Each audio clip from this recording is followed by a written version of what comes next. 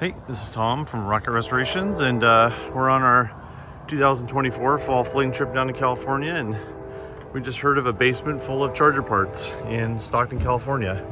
And you know what happens when we hear of a basement full of charger parts? We go buy them. The guy parted out a 1968 Charger RT in like 30 years ago, and all the parts are still in the basement. This guy's brother just passed away, and you gotta get rid of these parts. So this is gonna be fun because it's all the way in the basement of this house, and it's a hike to get the stuff out. So stay tuned. All right, so here's what we're dealing with. It's not the best neighborhood in the world, so we're gonna stage everything up here. But we gotta take everything down from the basement. I said it's been down here for like 30 years. So we got, super steep stairs. We gotta get fenders out of here, seats. There's pretty much a whole 68 Charger RT down here. Minus the body.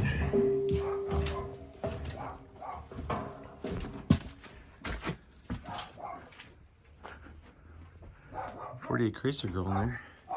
Found a few miscellaneous pieces around here. It's a quarter pound extension. That's a good part. Here are the bucket seats.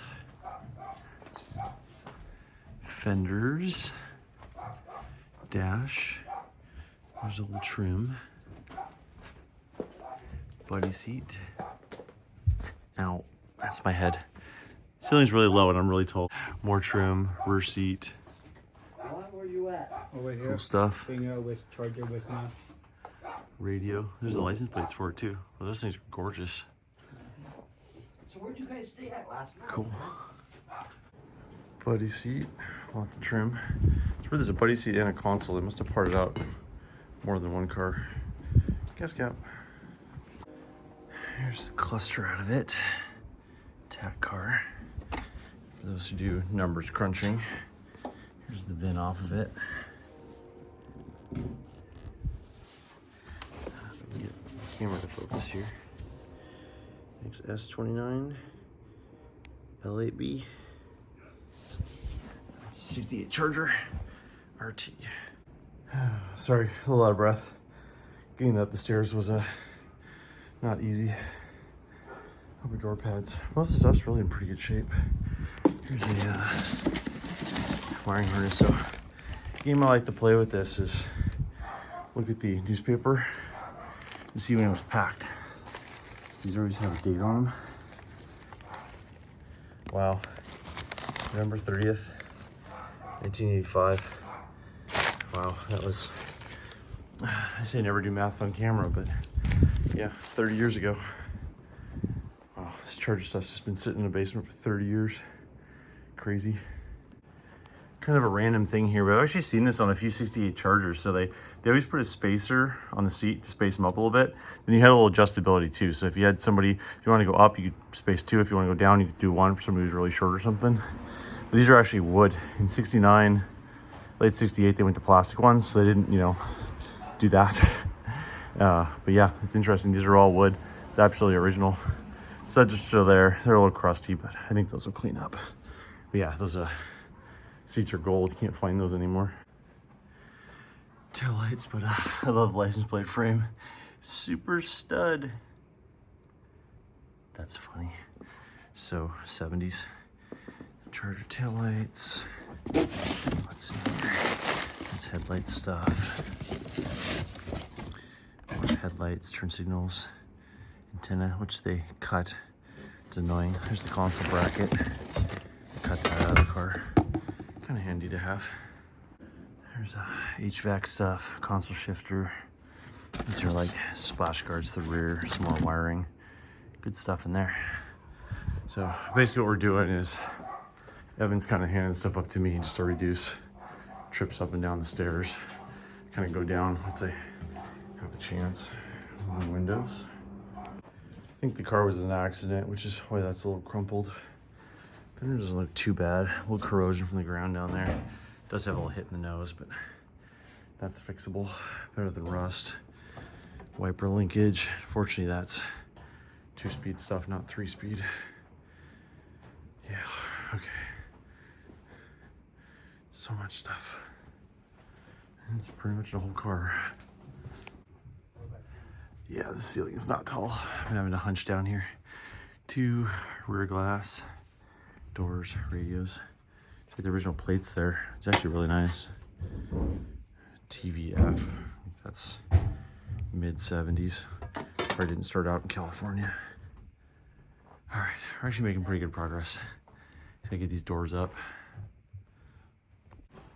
Grill actually looks pretty nice. A little bit of damage in the trim there, but the center's good. It's all complete and all there. It's not easy to find those grills. Even the corner pieces are good. These are always broken off. Be careful getting that home.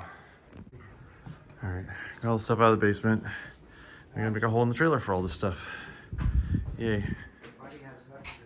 All right, well that was fun. I actually went a little better getting those parts out of that basement than I thought, because I had a lot of stuff down there and it was pretty heavy and it was a pretty long walk outside, but got it all in the trailer. It all makes it home in one piece. So next stop is, I had a guy contact me. He's got a 69 GTX for sale.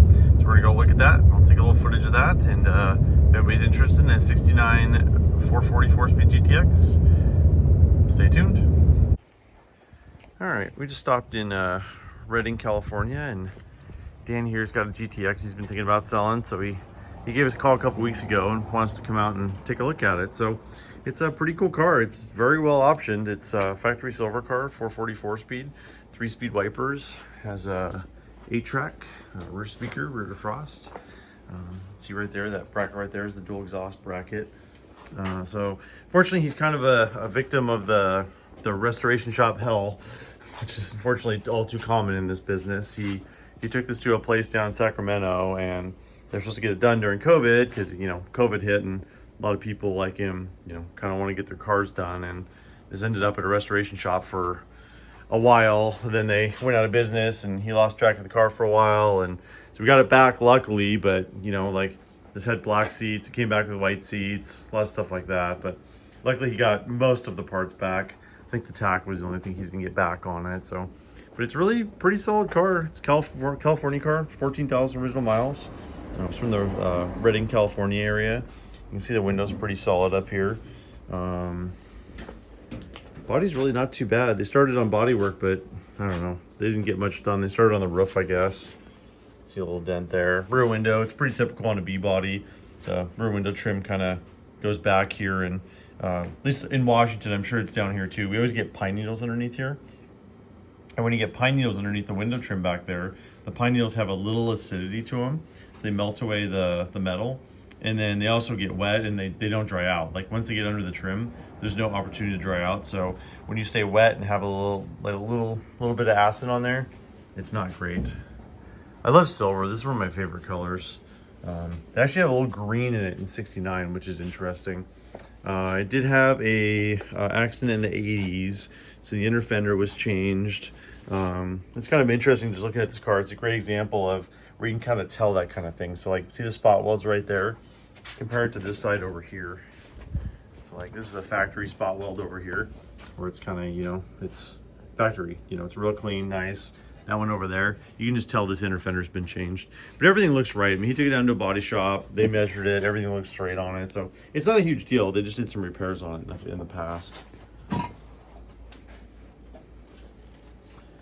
444 speed. Still has the Dana 60 underneath it. It has some interesting race modifications to it.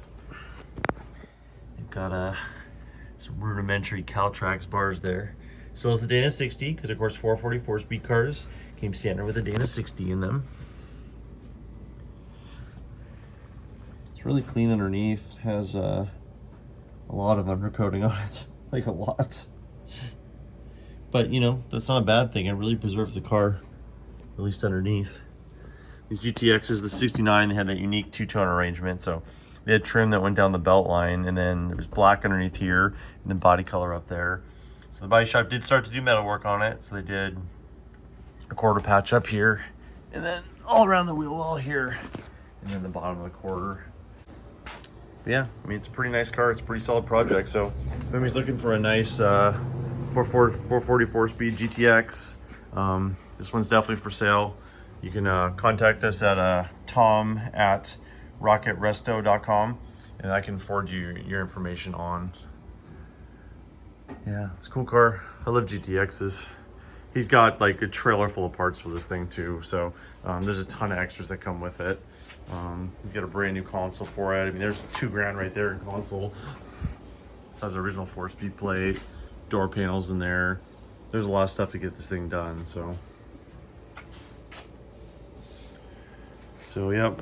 All right. Well, we still have 8 hours to drive till we get home. So I think we're going to get out of here, get back on the road, and get home and be able to sleep in my own bed tonight, which would be nice because I've been on the road for a week. So I thought I was done, but I saw the original part nerded out on it because, again, 14,000 original miles. That's the original ground cable. So that they used that from 63 to 69. That was the extra ground. So that bolts to the back of the motor there for the extra ground. But you can see the overspray on that. It's really cool. I mean, that's an absolutely original piece. So you can see how far the overspray. And on that one, it's pretty long. It went up there pretty high. You know, you see that on, you know, there's a lot of variation on where they did that, but that's pretty cool. I really like that. Original 3-speed motor too. See the Glipdol, how it's like onto the can there. The 116 with the right date code on it. Very cool. Okay, I lied. I keep on finding more cool stuff I want to talk about. So this is interesting. So we're talking about K members and what's right or not. So see that coin right there? They didn't come out with that till 1970. So this K member was actually changed. And we're guessing probably when the accident happened is probably when it happened. But see right there on the control arm, see that big tab on the right there? That's for the sway bar. So that's correct from 67 to 69. So it still has the original control arms on it, but the K member's been changed. So on a 70, it would have the sway bar mount in the middle of the control arm, just because they made it more compact. And when they came out with the disc brakes, they front mounted the calipers and that bracket hit. And on the 69 disc brakes, it was on the back, so they didn't hit. So they had to redesign that for 70. And then on a 69, the sway bar mounts on the front of the K member right here in these two holes. And on 70, they mount in between right here. See that hole right there and right there? That's where the 70 sway bar mounted. So they just drilled hole in this to make the 69, but this has been in here a while, so I'm sure they changed that back in the day. And then he's showing me his extra parts, and ooh, that came back with the car. It's an 18 spline 4-speed.